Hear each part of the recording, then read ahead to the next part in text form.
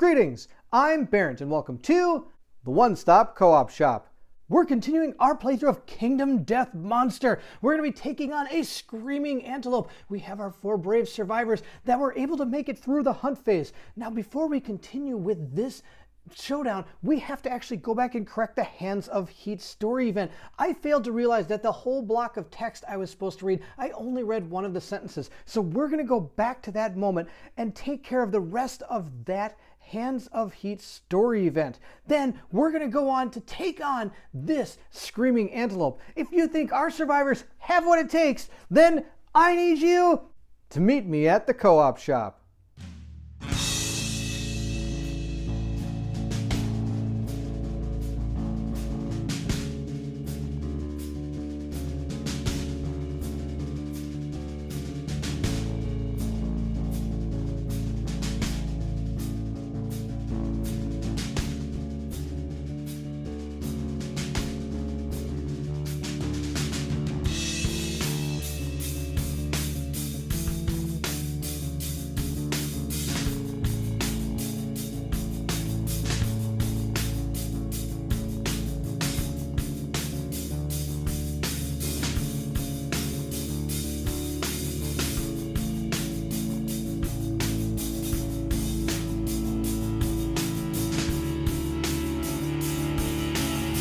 So if we look at the Hands of Heat story event, Experiment with Lanterns, as the 2 here, I realized I was supposed to read this entire thing. I thought I was just supposed to read badly burned, disfigured, the survivors exiled from the settlement, because that was near the number 2. That was my mistake. I don't even know why I thought that. So we're going to go ahead and read the entire block. It says, an agitated lantern shatters in the survivor's face. Badly burned and disfigured, the survivors exiled from the settlement as an inhuman monster. However, the other survivors learn something from this tragedy.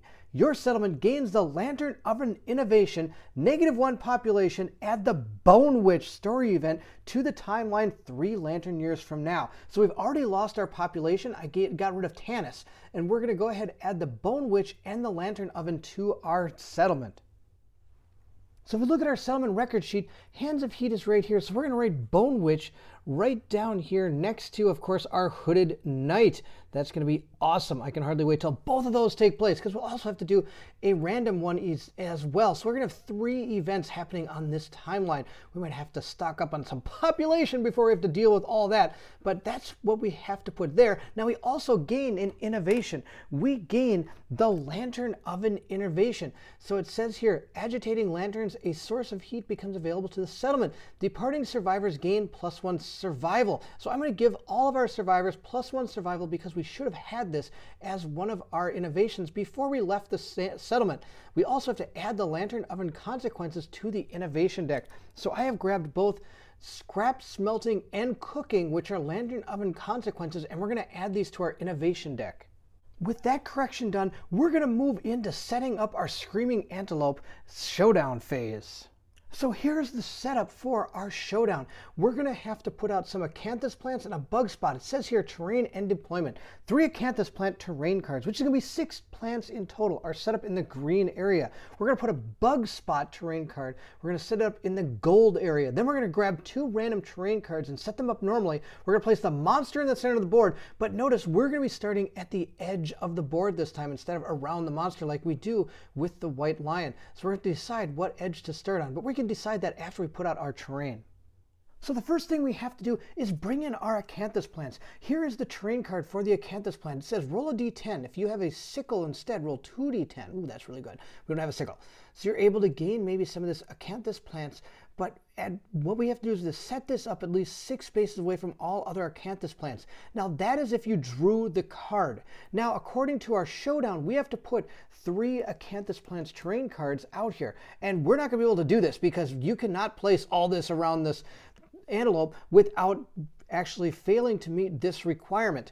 So during the setup, the monster-specific showdown setup trumps anything that's on these cards. So I'm able to just put 6 of these out pretty much anywhere I want to. So we can just kind of put them all around him wherever we decide to put them. But of course, it has to be inside that zone. 1, 2, 3, 4. That's about 4 away from him. 1, 2, 3, 4. We're going to put these kind of just like that. I think that'll be good. Now, of course, we also have that bug patch. And it told us to put it in a specific spot, which is 1, 2, 3, 4, right here. That's where our bug patch go. I know it's a little bit off camera. I apologize. I'm going to turn all these because I'm that kind of person and I like everything kind of facing me. So we're going to have all the acanthus plants turned so they look at me because that's the way I like it. Now we also get to draw 2 random terrain cards. So we're going to mix these up. We're going to grab 2 of them from here and let's see what we get. We're going to take that one and we're going to take that one. These are the 2 terrain cards we're also going to have to place on the board. The first one is another set of acanthus plants. And then we've got, what's this? Ore vein. Roll a d10. If you're carrying a pickaxe, roll a 2d10 instead. Well, we're not.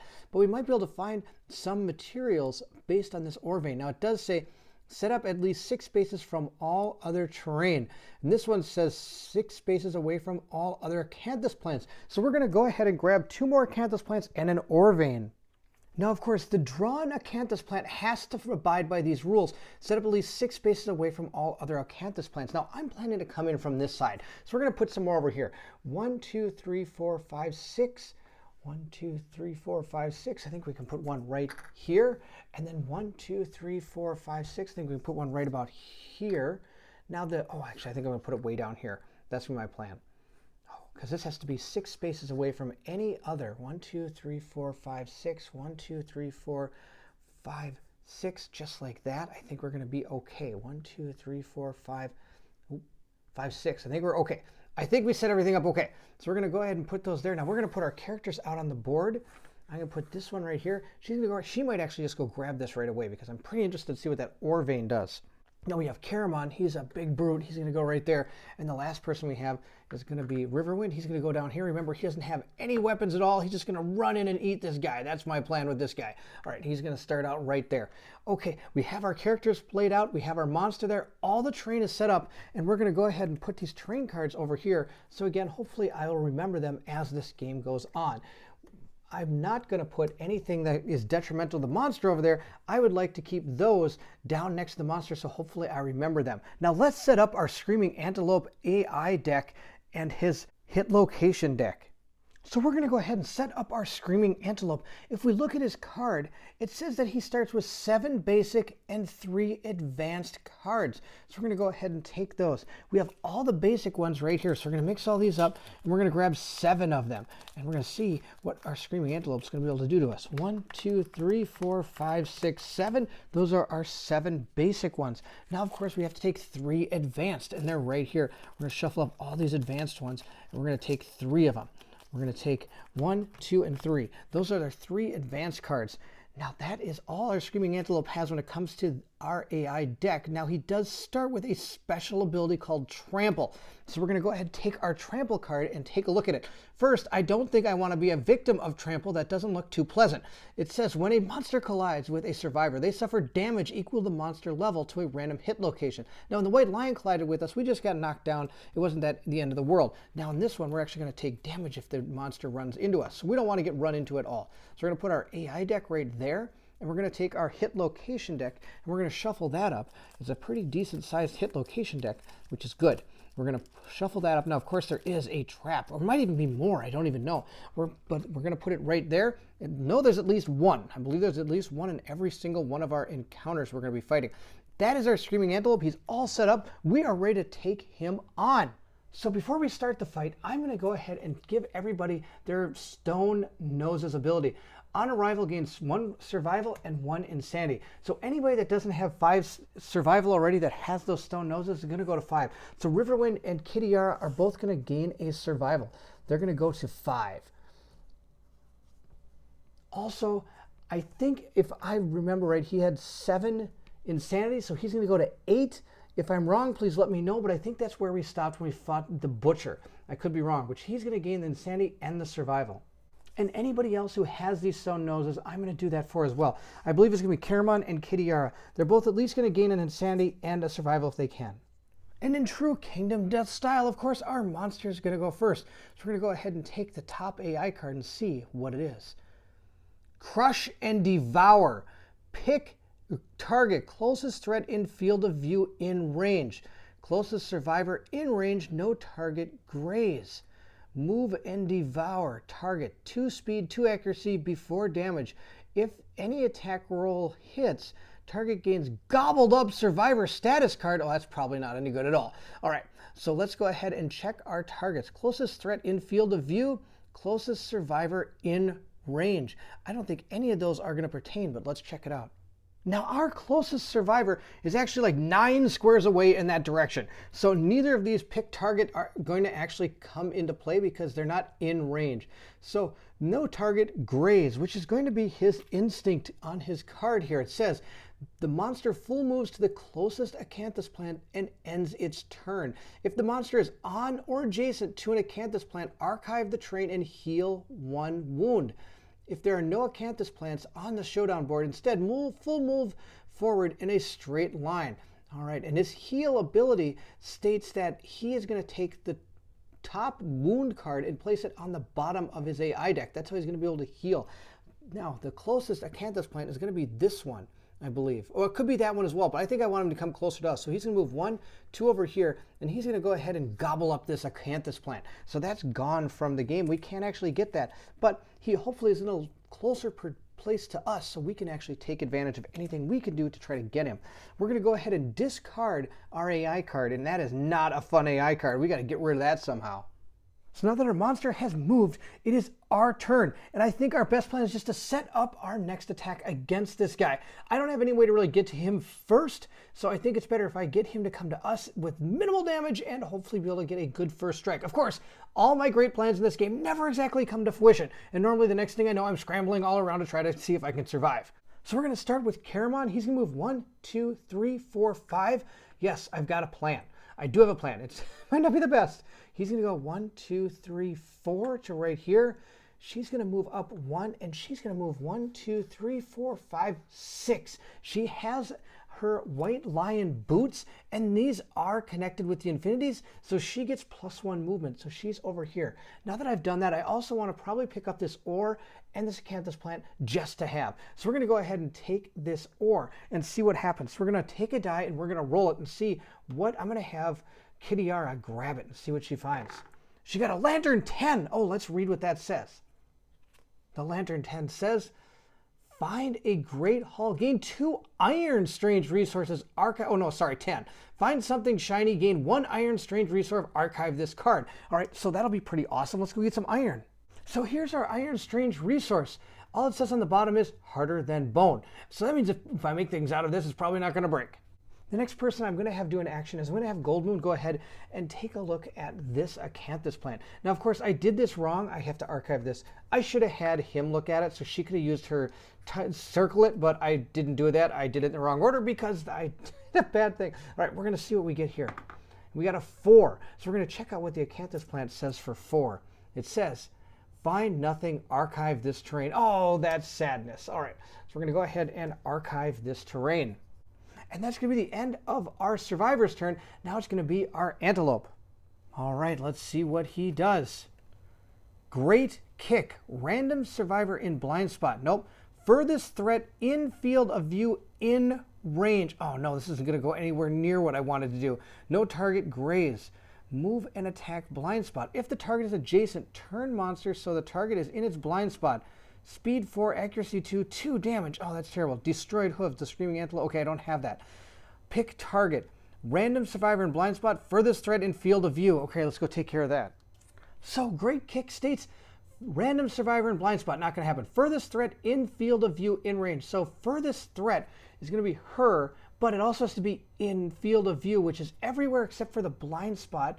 And sadly, in range is where the kicker comes in. I have sadly totally set myself up poorly. 1, 2, 3, 4, 5. You could come over here. 1, 2, 3, 4, 5. Come over here. 1, you can move over. 1, 2, 3, 4, 5, 6, and kick her. Or 1, 2, 3, 4, 5, 6. So the 2 furthest characters in field of view and in range is going to be Kitiara and Gold Moon. And I believe we're going to actually have him go attack Gold Moon because Gold Moon can at least use her survival to dodge. Well, she could also use survival to dodge though as well. Actually, maybe it's not going to be too bad to have her go down and hit her. Yeah, that's actually a really good thing. He's going to move 1, 2, 3, 4, 5, 6. And that is our Screaming Antelope's movement value. It's 6. So that is the furthest character or threat in field of view and in range. And we're all threats, we're all standing. So now it's going to go ahead and attack. And it says, move and attack blind spot. If the target is adjacent, turn monster so the target is in its blind spot. All right, so we're going to put her in the blind spot. That's fantastic. She kicked all the way to the moon. All right, if the target is adjacent, turn the blind spot. Okay, speed 4, accuracy 2, damage 2. All right, I don't think she has any way of helping at all. So Kitty Yara is about to get great kicked. I probably should have actually had her get kicked. I didn't realize, I totally failed to realize it was 4 speed, which means he gets to roll 4 dice against her. Now she does have +1 evasion, so hopefully she'll be able to, one of these will miss. She also, of course, has this extra sense +1 dodge per round, which I believe I can use on this attack. So I'm gonna be able to dodge 2 of these. If I can't do 2 on an attack, please let me know in the comments below, but I believe you can use this at least 1 more time in a round. Normally you can only dodge 1 a round. So let's see how he does. Oh, he of course hit all 4 times. He's going to kick her really good. So we're going to roll our 4 dice and see where she gets kicked. This is going to be probably pretty terrible. Oh, she got kicked in the head. Oh, she does have some armor in the head. So she'll probably take the head. That's not a big deal. She does have armor in the waist too, so she'll probably take it in the waist. I'll take it in the legs too. I guess the only one I really want to dodge is probably the body, just because the body is the most common die roll, but even though that is the most common, we a lot of times see hands, but I didn't see hands this time. So she's going to go ahead and take 1 to the head, or 2 to the head. So she's going to go down to 1 here, and then she's going to go ahead and take a leg. She's going to get hit pretty tough. She's going to go fall down with the legs. For her waist, she's going to take 1, and she's going to go ahead and take a light injury there. And I believe that's all. And she's going to dodge this one. So her survival is going to go to 4. There we go. Wow, we survived the first great kick against this beast. All right, we got to get this card out of there. That's also pretty ridiculous. So we're going to discard this card. And I don't know if you both noticed this, but these are the 2 of the 3 advanced cards this thing has. So it's really started out of the gate strong. And now it is our turn to go against the Antelope. My plan to actually do a lot of really good work is not exactly where I want it, but that's okay. We've got him, 1, 2, 3, 4, 5. He could go back here and use his fist and tooth. Let's start there. He's going to go ahead and attack with his fist and tooth. I also have her ability to jump. She can lunge in here, but then she'll be in front. I don't know if that's a good idea. He can also come in with his axe as well. So we're going to start with, oh, maybe we should start with the cat eye circle it just so we know what we're going up against. I think that's a good idea. I'm going to get her out of the way. 1, 2, 3, over to here. And she's going to use the cat eye circle it to see the top AI cards, and we're going to go ahead and put them back in any order. Or sorry, not AI cards, hit locations, which are even better to look at. So we got 3 hit location cards. Let's see what 3 location cards we're dealing with. Ferocious Spasm, Reflex. The Screaming Antelope frantically kicks everything around it. Okay, that's not, oh, it's going to do it no matter what. 1 at a time, target each survivor in the zone of death and perform its basic attack. Okay, that's terrible. Wound, what's this one? Relentless Shank. Roll a d10 for each survivor currently in the monster's blind spot. On a result of 3+, they are brutally back kicked and suffer 3 damage to a random hit location. Oh man, a knockback 5. Reflex. Oh man, these are all just reflexes. If attacking with a melee weapon and the roll to wound on this location is 1 or 2, the monster consumes your weapon. Oh my gosh. Archive the gear and cancel the attack. If attacked with fish and tooth, suffer dismembered severe arm injury. Wow, all 3 of these are absolutely terrible. All right, so I don't think he's going to be the one that's going to go in and attack first, but he's, where was he, right here, I think? Oh, man, yeah, I guess he's going to be probably the first one to go in. So he's going to be going in first, so I don't want him to get this one. I think he's just going to go ahead. This is just going to be bad. All right, on a result of 3+, they're brutally back kicked. All right, we're going to go in this order. We're going to hopefully have somebody with, oh, maybe I can attack with that sword and I won't lose it. All right, we're going to put these down here. All right, we're thinking too much. We should just go ahead and see what we can do. I don't like this guy right off the bat. He's going to go ahead and attack with his fists and tooth. So Riverwind is going to use his fists and tooth, and he's got the monster claw thing here, so he gets +1 accuracy, and he also gets +1 accuracy because of his character. He needs to get a 6+ in order to hit. Oh wow, look, a Lantern 10 and 7, but sadly Lantern doesn't help me with our attack. It only happens when we try to damage because we've got Savage, which would give us an extra wound. Now of course we know what our 2 cards are. We've got that Spasm and we've got our Restless Shank. and we know that the Restless Shank is going to knock us back, so we want to go ahead and take care of this Ferocious Spasm first. So we're going to roll against its toughness, and our toughness on the Screaming Antelope is an 8. So I need to roll an 8 or better. I don't have anything that's going to help me with strength, so I need an 8 or better on this roll. I got a 6, so I failed. So that means it's going to do its basic attack, targeting Riverwind. And our Screaming Antelope's basic attack is move and attack target. And it says speed 2, +2, damage 1. So it's going to be able to attack twice. So we're going to go ahead and roll our dice and see what happens. He needs a 2+. Now Riverwind I don't think has any type of evasion. No, he doesn't. All right, let's see what he gets. Oh, a 1 and a 2. Okay, so he missed with 1, but he hit me once. Not the end of the world. Let's see where he hit Riverwind. This is going to be actually pretty decent. All right. Oh, well, in the head. That's no good. I got hit for 1, but that's okay. I've got armor in the head. We're going to go ahead and take that. So we're going to go down to 2 here, and that's okay. Actually, I went okay. We're going to go ahead and remove these dice. This is completed. We're going to go ahead and discard this, and we're going to go ahead and see if we're able to hit the Restless Shank. Again, I need an 8+, but remember, I get +1, was it luck, when I attack. So if I get a 9+, it's actually going to hit. It's going to be really good. Oh, I didn't get a 5. I missed. All right, so instead we're going to have to go ahead and see what this says. Oh, it's a wound location. It doesn't happen. I didn't wound him. So that's the end of Riverwind's turn. He actually didn't do anything except got clocked in the head. Now we know what our next hit location card is. It's the one that could potentially devour a weapon, which is bad news. So 1, 2, 3, 4, 5. If I get Caramon to move back here, he could attack in the blind spot using that bone blade that I gave him, because that way if it gets devoured, it's not the end of the world. I just don't want to lose that butcher's cleaver. So we're going to go ahead and use this. It's got 2 speed. It hits on a 6+, 5+ because I'm in the blind spot, and I get +2 to my strength. So our bone blade has 2 speed. We're going to go ahead and roll 2 dice. We need a 5+, see if we hit this guy. Hopefully we hit him. Oh, we got a lantern 10. Now that is awesome because of his mighty strikes. Perfect hit gives me +2 strength when I go to roll. Now, of course, the 4 missed, which is sad. And we know what our hit location is. It has the potential to lose your weapon, which is not going to be good.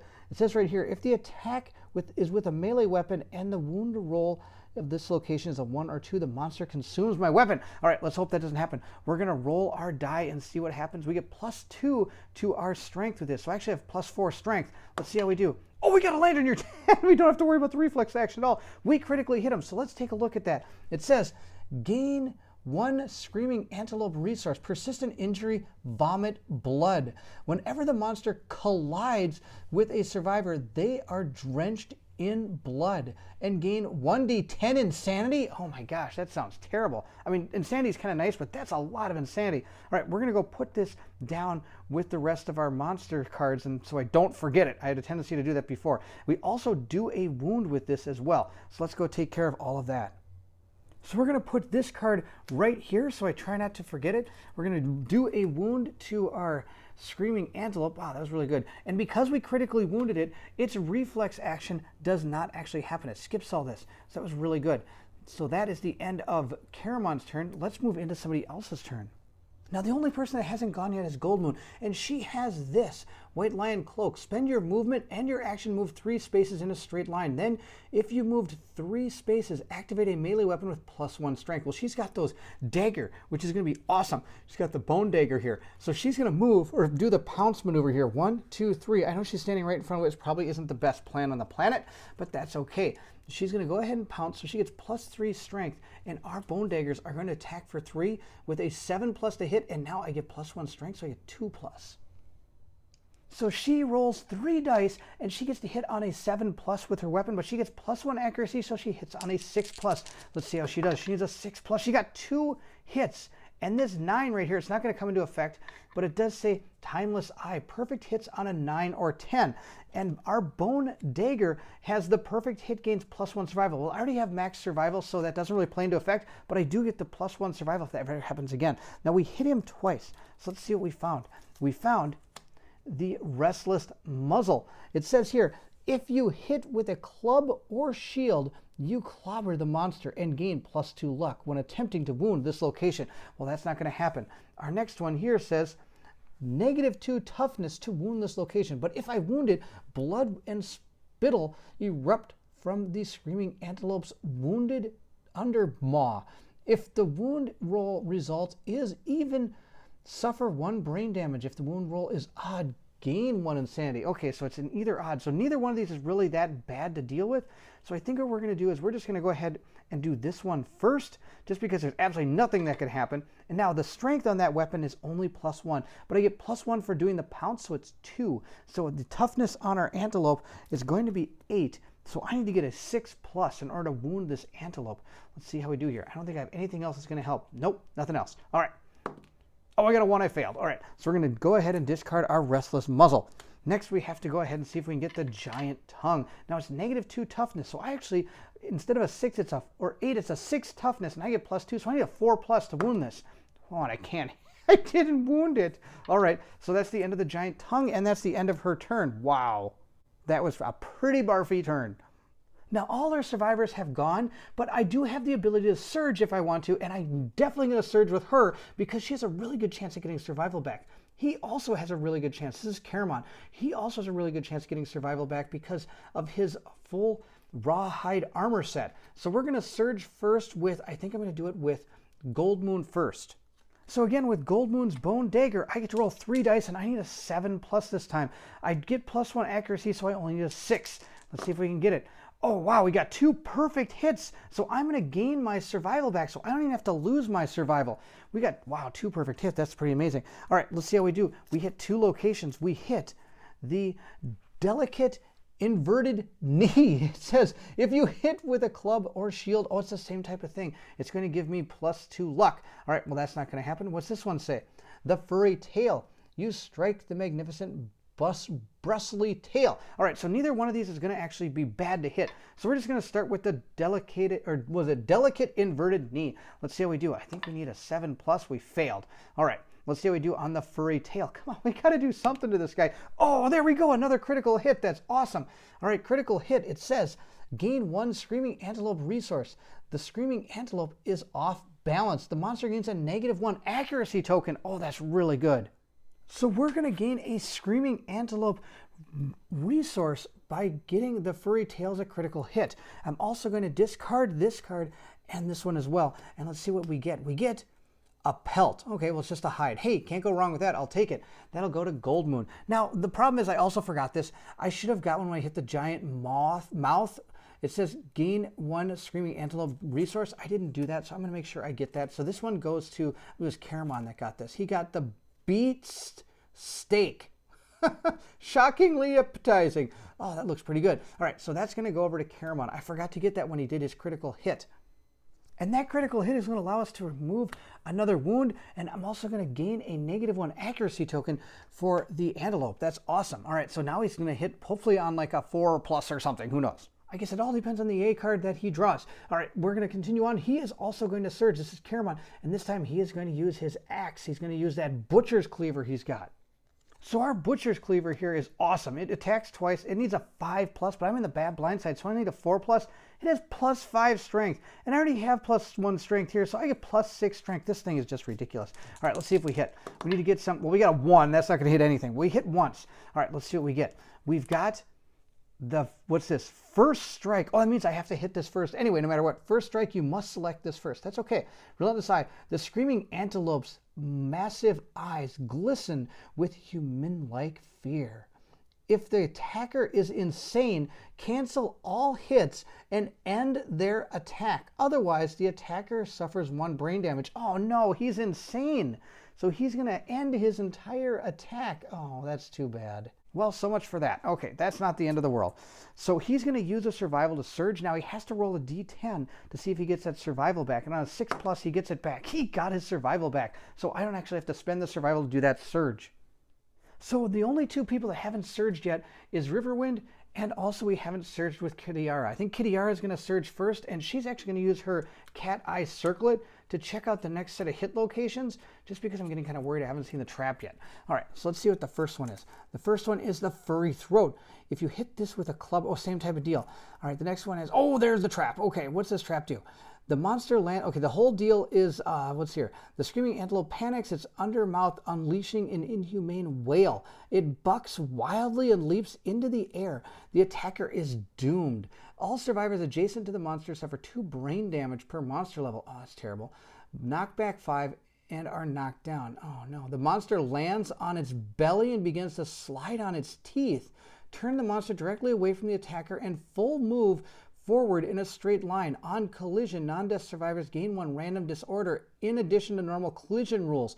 Oh, that's going to be terrible because our collision rule, of course, not only do we have to deal with trample, where if the monster collides with you, I suffer damage equal to monster level. I also have this one too, where if he collides with me, I get drenched in blood, which is just ridiculous. So we're definitely probably going to put that to the bottom. All right, what's our last one? Restless tiny hands. Grasping hands, tiny hands make a rude gestures at you. Startled, you gain +1 insanity and lose your composure. Spend 1 action to regain your senses before you can attack again. Oh, that's terrible too. All right, so we're going to go ahead and we're going to put this at the bottom. And I think we're going to put this one on top because that's just the nicest one. And I think we're going to go ahead and use our Fist and Tooth. He's also going to surge. All of us are going to surge. It's going to be just a surge party here. So Riverwind is going to go down to 4 survival, and Kitty Yara is going to go down to 3 survival. And then I think we're going to go ahead and attack now with our Fist and Tooth.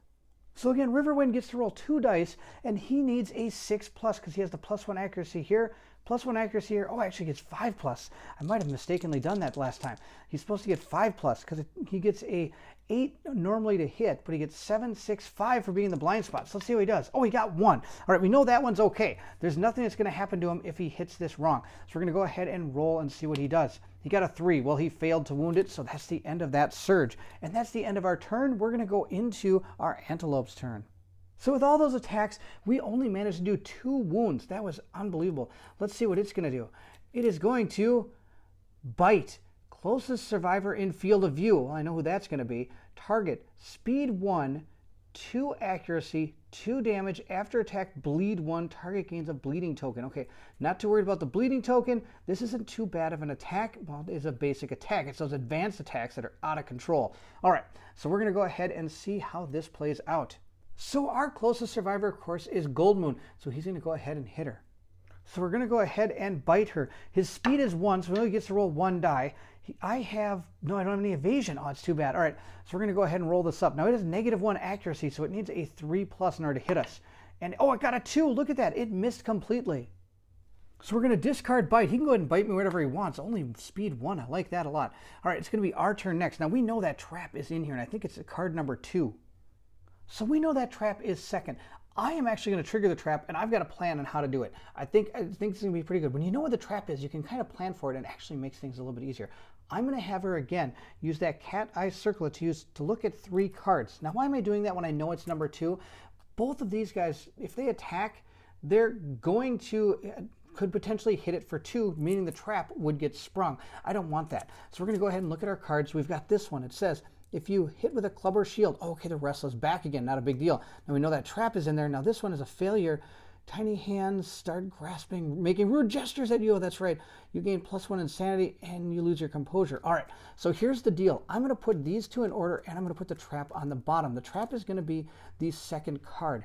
All right, now what I'm going to do is I'm actually going to attack it. Yep, he's going to attack with his Butcher's Cleaver. It's going to be awesome. So our Butcher Cleaver attacks on a 5+, but I get a 4+ because I'm in the blind spot. So let's see how I did. Oh, I got 2 5s. That's perfect. All right, so we did 2 hits, which you know are not the traps.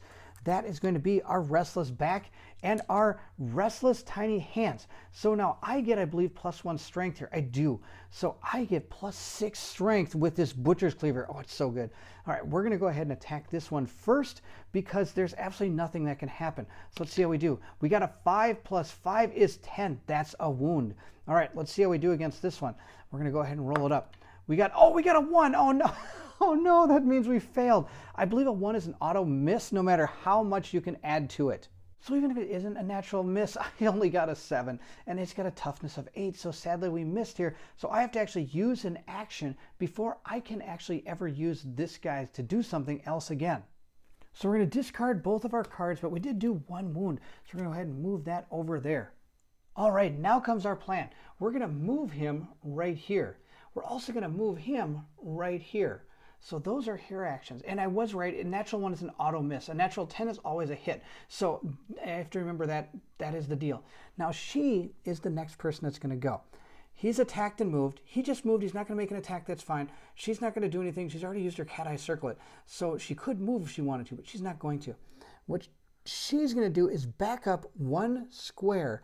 And now if I get all this correct, she's going to go and attack with her bone darts. So I have an attack of 1. I need a 7+. So like this has to be like the actual miracle throw here to see if this all works. So in order for this to pay off, I have to roll a 7+ on this roll. But she does get +1 accuracy, so I need a 6+. Let's see how it goes. Oh, I did get my 7. That's awesome. So we are going to pull that hit location card, and of course, that's the trap. So let's go ahead and read our trap one more time and then take advantage of it. It says, the screaming antelope panics, its undermouth unleashing an inhuman wail. It bucks wildly and leaps into the air. The attacker is doomed, so Gold Moon is doomed. She can't use any survival. All survivors adjacent to the monster suffer knockback too. Well, I moved all the guys, so I don't have to worry about that. The monster then lands on its belly and begins to slide on its teeth. Turn the monster directly away from the attacker and full move forward in a straight line. On collision, non-deaf survivors gain a disorder. Okay, so I think I set this all up so this is going to be perfect. So I think everything went according to plan. Nobody's around our screaming antelope, so the first part doesn't come into effect, doesn't knock anybody back. Then he turns completely away from the attacker and moves forward and up to his speed value. Well, the speed value is going to make him stop at the edge of the board. If he could move 6, he would, but he's going to stop right there. So that's the end of our antelope's trap card, which was awesome. So we're going to go ahead and now we have to shuffle back, we have to reshuffle the hit location deck. But before we do that, he's going to surge because of that restless, tiny hands that say I have to spend 1 action to regain my senses before I can attack again. And I'm going to roll my die to see if I get back my sanity. I do get back, sorry, not sanity, survival. I do get my survival back. I got a 9. So he went and surged to do that action. So now we have to go ahead and shuffle up our hit location deck here. So we're going to go ahead and shuffle it up one more time, give it a nice little cut there, put it back down here, and now it's going to be our monster's turn because I'm not going to surge with anybody else. Let's see what he does. It says, Bolt, closest knockdown survivor. Okay, nobody's knocked out. Farthest threat in range. Oh no, it's going after Gold Moon again. No target grazed. So my great plan again is all fun. This thing just runs around. Full move the screaming antelope in a straight line away from all survivors. Oh, wow. Okay, so let's go ahead and take care of Bolt. So its farthest threat in range is going to be Gold Moon, which isn't the end of the world. Now, if you look at the card, it says pick target. Closest threat or closest knockdown survivor, not going to happen. Furthest threat in range. So his range, of course, is going to be his movement value, which is 6. So, of course, she is the farthest in range. Now, I have a chance to do a survival action in here, right here. So I think what I'm going to do is I am going to surge. Since he hasn't surged it, he already did. He can't surge this now. Wait, maybe he can because now it's back to the monster's turn. I think he could surge right now. We're going to have him surge with his fist and tooth and see how he does. So Riverwind is going to use his fist and tooth. He rolls his dice. He needs a 6+. Let's see how he does. He failed to hit. Wow, Riverwind, I don't know if I really should have done with this fist and tooth. This isn't going so well. So Riverwind failed his surge. He is down to 3 survival. Now, another thing I noticed that I failed to do is when she took all these wounds, I forgot to knock her down. She should have been knocked down from, obviously, the wounds. So what I'm going to do is I'm actually going to use somebody to get an encourage action just to say that I would have actually stirred her back up. So I'm going to have Caramon go ahead and take an encourage action to get her up during that round, just to make sure I'm doing this with all the right survival. So he's going to roll to see if he gets that back. He did not get the survival back, so we're going to go ahead and put him down to 4 survival. And now he's going to surge against this antelope. Now, if he's surging now, he's not going to be able to do it during his turn, but that's okay because this thing's going to be long gone by then. So we're going to roll to see if we get our survival back. And we got a 4. So again, we didn't get our survival back. He's down to 3 survival. But he is going to make a massive hit again with our Butcher's Cleaver. So our Butcher's Cleaver hits on a 5+. I'm not in the blind spot anymore, and I don't have any extra accuracy. So let's see how we do. Oh, we got 2 hits. Wow, that's awesome. All right, let's see how we do against them. Our 2 hits are the Restless Shoulder, and we also got the Gnarled Horns. All right, so I think we're going to go with the failure action first. Oh, it's a knockback 5, though. What's the other one here? The Restless Shoulder. It says, your blow clips the screaming antelope's shoulder, and it jumps back. Turn to face the attacker. Then, without turning, move the monster 1 space directly away from the attacker. Cancel all hits now out of the range. Oh, I don't want that. All right, we're going to do this one first with the failure action. Let's go ahead and roll and see what happens. We got a 7. All right, so this one wounded. So we're able to do 1 wound to that. Now let's see what happens to our restless shoulder. We got a 9. Now I don't think I get anything extra with that. No, I don't. I don't have any luck, do I? No, I have no extra luck, so I do not get the critical. That's too bad, but that's okay. We wounded him twice, but he is going to jump back into Riverwind. So we did wound him twice. We're going to go ahead and discard 2 cards. Now we have to discard our 2 hit locations. Now, of course, we're still right in the middle of his bolt action here. He's still already picked his target, so that's not going to change. Now we're going to have to continue on. We have to finish this wound location. So he's going to have to, what is it? Without a turn to face the attacker, without turning, move the monster 1 space directly away from the attacker. That's going to be awesome. So good news, we wounded him. Bad news, he's going to turn to face the person that was attacking him, then move backwards 1 square, which means he's going to collide with this guy. He's going to get knocked back 5, 1, 2, 3, 4, 5 out of the camera. He's going to be knocked down. And of course, he's going to have to take this trample problem here. Our trample card says, when the monster collides with a survivor, they suffer 1 damage equal the monster level to a random hit location. So he's going to, this is poor Riverwind. Riverwind's going to take a damage. Let's see where he gets hit. He got hit in the body. So we're going to go ahead and take the body armor off of Riverwind. He started with 1 armor thanks to his rawhide vest. Now he has none. On top of that, he has to also deal with this thing. Persistent injury, vomit blood. When a monster collides with a survivor, they are drenched in blood and gain D10 insanity. Oh, this is out of control. He gained 10 sanity. Oh my gosh. He's at 18 insanity. I don't even think that's even, I don't see where you're ever going to get insane from this point on. So that is the end of his surge. Riverwind surged already. So now we're going to probably have to continue on with our bolt card finally. So move and attack. He's going to move and then he's going to go attack. All right, let's take care of that. He's going to move this way. 1, 2, 3, 4, 3 right here. And he's going to attack Gold Moon then. So let's see what he does to her. Now our bolt card has 1 speed plus 2 plus accuracy. Now, of course, he has a -1 accuracy token. I don't have any extra evasion up here, so we're just going to go ahead and see how this goes. Oh, wow, he hit me. All right, so we're going to take 1 damage. Where's this damage going to take?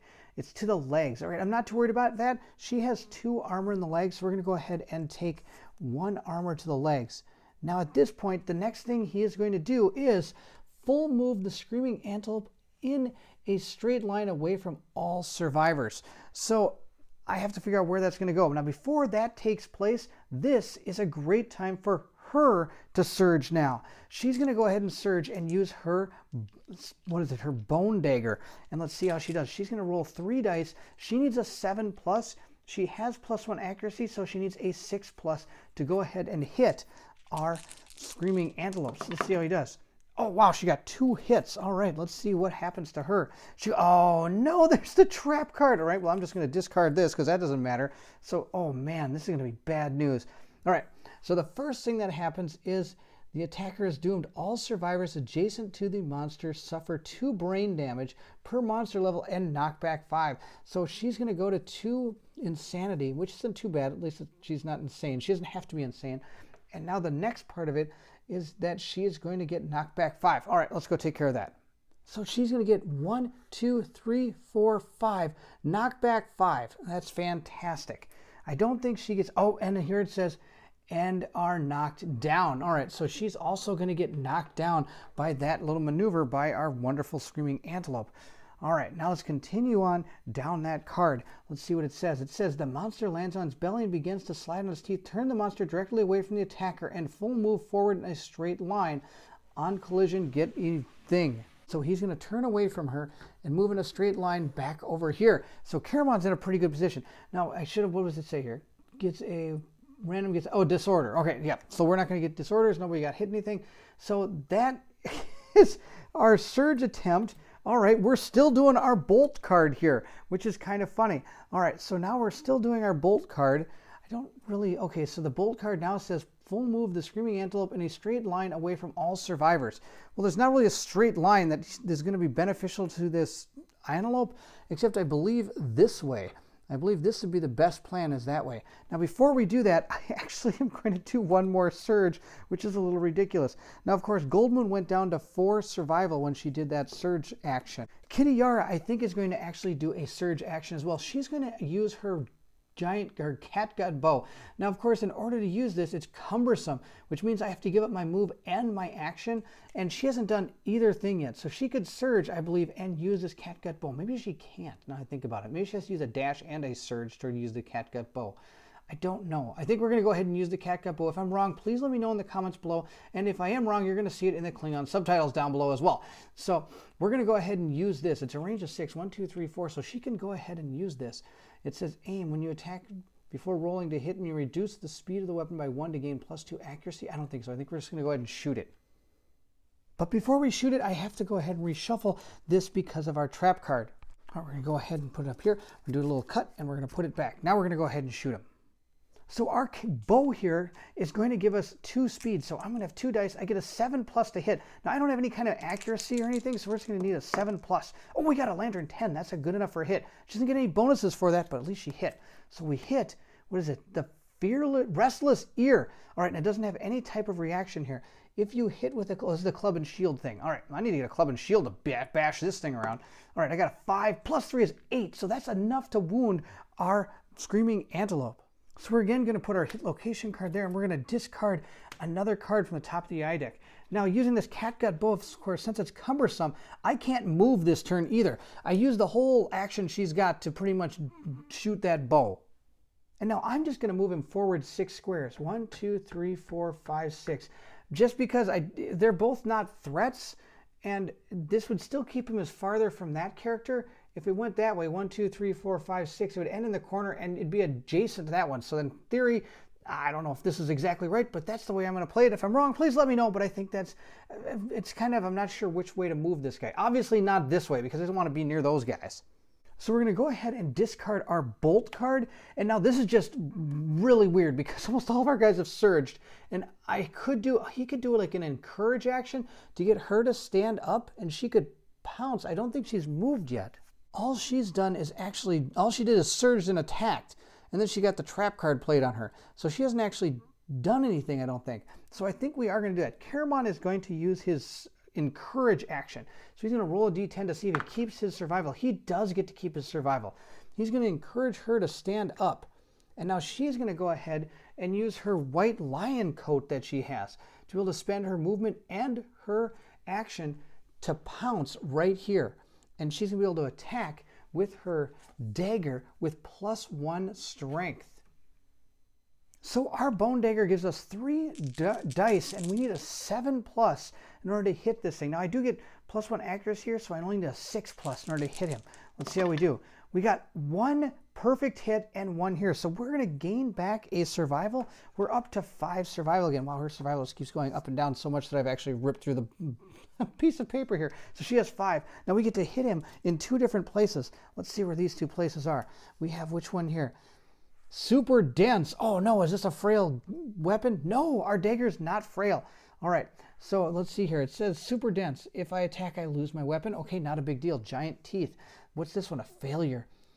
If attacking with a melee weapon, it is kicked out of reach by the Screaming Antelope's thrashing hooves. Spend an action to retrieve your lost weapon before you can be used again. If fighting with fist and tooth, oh, I get the dislocated shoulder. Wow, I don't think I want to go fist and tooth with this thing. There's a lot of these that actually do damage to the actual person. All right, so we're going to go ahead and do our giant tooth first so that it doesn't do anything. All right, let's see what we get. We got a 3, plus we have a strength of 2, so that's 5. We miss. So now we're going to go ahead and go at the restless hooves. Let's see how we do. We got a 1. We failed miserably. We lost our daggers. We have to spend an action to get our daggers back. Well, that's just terrible. So we're going to go ahead and discard our 2 cards. So here's where things stand. Hopefully I get this right. She has moved, she has done an action, and she has surged. So she can't do anything else really this turn. She has moved, she has done a surge. The movement she did was be able to use that bow. So she has done those 2 things. He has surged. He has encouraged, but he hasn't moved or attacked. Now, there's nothing really he can attack, so he's going to go 1, 2, 3, 4, 5. I know he looks like he has a bow, but he really doesn't. I have to get new characters for us.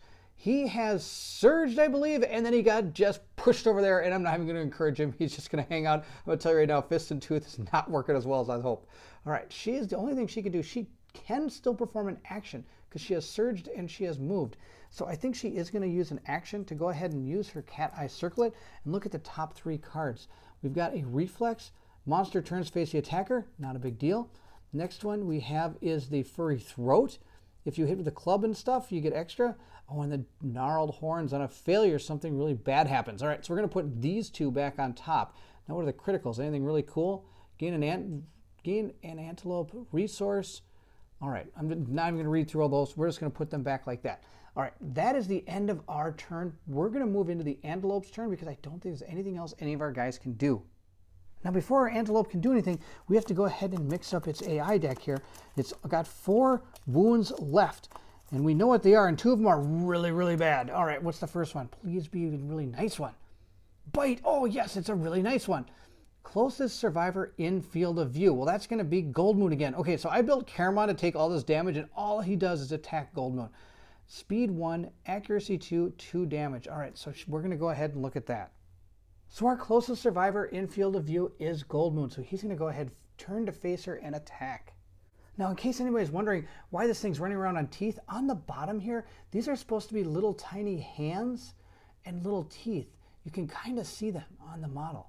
You can kind of see these little hands and these little teeth. It's really cool. All right, so we're going to go ahead and turn and hit her.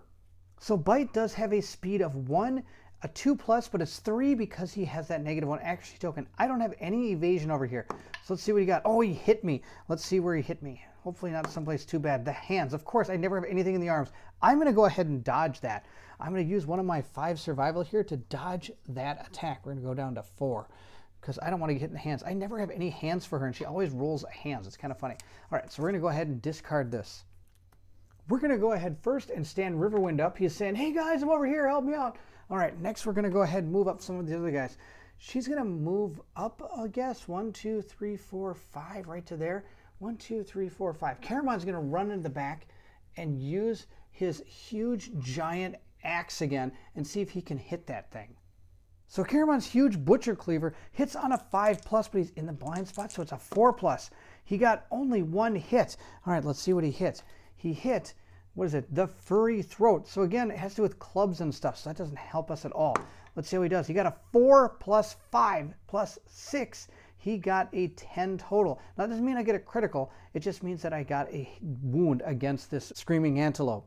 So we're going to put our hit location cards here. We're going to take another AI card off and hope it's one of those advanced cards. I don't want to deal with those. Those are absolutely terrible. So technically, I need to do 2 more damage to know that I'm getting rid of these advanced cards and only leave them with Bite.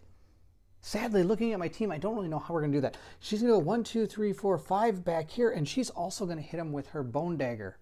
So she gets to roll 3 dice. She hits on a 7+, but she actually is in the blind spot, so it's 6, and she's got the +1 accuracy, so it's a 5. Let's see how she does. Oh, wow, she got 3 misses. Totally whiffed. I think she's going to use an encourage action, or not encourage. She's going to use a surge right now to go down to 3 and just go ahead and roll those dice again. Let's see how she does. She needs to hit this thing. Oh, there we go. We got one of our survival back, so it goes back to 4. That's awesome, but sadly, I only hit once. I was hoping to hit twice because we really got to get rid of these AI cards. All right, let's see where we hit. We hit right here. It's got a reflex. The monster turns to face the attacker. Oh, I think I remember all these from looking at it with the cat eye circlet. All right, we're going to roll a d10 and hopefully do some wounds. Oh, we got a critical. That's awesome. It says gain 1 screaming antelope resource. Blood runs down the screaming antelope's side. The blood loss weakens the monster. It gains a -1 toughness token. Oh, that's going to be awesome. So we're going to discard this card. The reflex does not happen because we were able to critically wound it. We're going to take a card off there and we're going to grab a shank bone. Strangely jointed. All right, we're going to take that. So at this point, I believe he's the only one that hasn't been able to do anything. He attacked, but he hasn't surged yet. He's going to surge to, again, go ahead and hit this screaming antelope. So Caramon needs a 4+ sitting in that blind spot. Let's see how he does. He hit once. Okay, that's good enough. As long as he can do the damage, that's all that matters. All right, so we don't need a failure here. Let's just wound this guy. Come on. We got a 3 plus 6 is 9. That's enough to wound our screaming antelope. So we're going to take the final AI card off. So all he's got left is bite. We're going to discard our hit location card. And now I believe it's going to be our antelope's turn, but we have to move Riverwind first. I guess he can try to run up.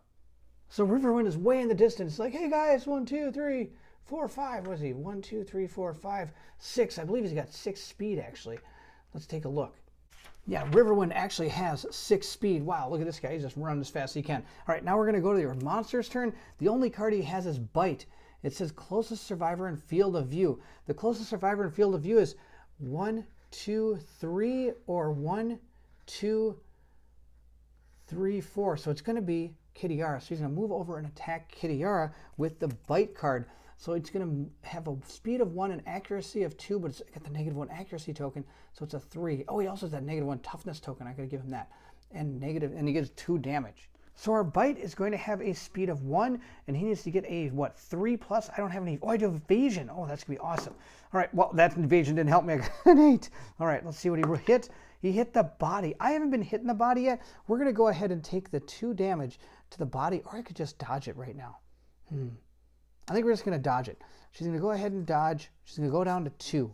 2 survival. That's totally fine. She can dodge this attack. And we're going to go ahead and hopefully destroy this screaming antelope. The first thing we're going to do is we're going to go ahead and check our hit location cards because we haven't seen that trap in a while. So hopefully, oh, there it is. Okay, so I can only hit twice before that, and that thing's going to pop up. All right, so we're going to use Caramon first. He's going to go 1, 2 right there, and he's going to go ahead and hit with that Butcher's Cleaver again. So he needs a 4+ with that Butcher's Cleaver because it hits on a 5 normally, but he's in the blind spot. Oh my gosh, he totally missed. Wow. I think, again, he's just going to surge right now and go for it. So he's going to go ahead and go down to 2. Let's see if he gets that survival back. He got the survival back, so I'm not even going to erase it. He's going to roll 2 dice. He needs a 4 better. He hit once. Oh, I was hoping he hit twice. All right, so we're going to see what this does. It does absolutely nothing. Let's see how he does against it. He got a 5 plus 6, so that's 11. That's the wound we need. So we're going to go ahead and discard our hit location. We're going to take our last wound card, put it there. Now, of course, we still have to wound this, which is a move 2 attack target. Speed 2, accuracy 2, and damage 1. Closest knockdown survivor in range. No target. Oh my gosh, we have to hit him now. If there's not a knockdown survivor, he's going to just go ahead and start healing himself. Oh, I didn't even realize that. All right, this is bad news. We got to wound him somehow. So I think what we're going to do is we're going to surge with Kittiara. She's going to go down to 1 survival so that we can knock that trap down to the bottom again.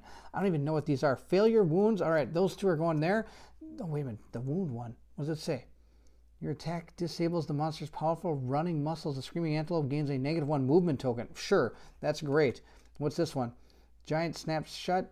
Jason monster, you spend 1 survival to react quickly or suffer 3 damage to the arm location. Oh, that'd be terrible. Oh, and I totally forgot. Gold Moon had to spend an action to get her weapon back. Oh, I forgot about that. Okay, I got to find a better way of keeping track of that next time I fight this thing. Also, he has that -1 toughness token, so we're going to put that over there. All right, we're going to have to figure out how to hit this guy. Well, we've got this guy, 1, 2, 3. He can run in with his fists and tooth. Do I really want to put the entire weight of the world on Fists and Tooth Boy here? I think so. Come on, Riverwind, you can do it. So Riverwind needs a 6+. Come on, let's hit this guy. Oh, he got 2 hits. That's awesome. All right, he's got 2 chances to kill this thing. All right, I don't think that this gets anything. No, he doesn't have anything for a perfect hit, only for a actual critical wound. All right, let's see what we're going to go first. I think we're going to go for the, what's the wound location? Yeah, we're going to do the wound location first. That's going to be fantastic. We're going to go for the restless inner thigh. Let's see if he gets it. He got a 6, plus he doesn't have any extra strength, I don't think. So he needs to get like an 8+, doesn't he? Oh my gosh, he does. All right, so this one failed. All right, oh man, I don't want him to fail on this one. Suffer 3 damage to the arms. He doesn't have 3. Oh, he's got to roll on the table. All right, let's wound this guy. All right, he got it. Oh no, he failed. Oh no, this is going to be really bad. Okay, so, oh no. All right, failure. The giant maw snaps shut. If you are adjacent to the monster, you must spend 1 survival to react quickly. Oh, or suffer. Okay, he can do that. He can go ahead and use the survival so he doesn't take the 3 damage to the arms. Wow, that would have been absolutely terrible. All right, so that was an absolute failure. So we're going to discard our palette, and then we're going to go ahead and see what our basic action is. Closest knockdown survivor in range. I don't have anybody knocked down. So it's going to go ahead and graze. And our graze, of course, is full move towards the closest acanthus plant. Well, of course, that's this one. So he's going to go hum-de-dum-de-dum, 1, 2, right over here. And he's going to eat this acanthus plant. Num, num, num, num. Maybe I can, oh, he could be near or on it. So we're going to put him on it. I think we're going to go 1, 2, 3, just like that, because that's going to be awesome. All right, he's going to go right there, eat this acanthus plant, which means he's going to heal 1.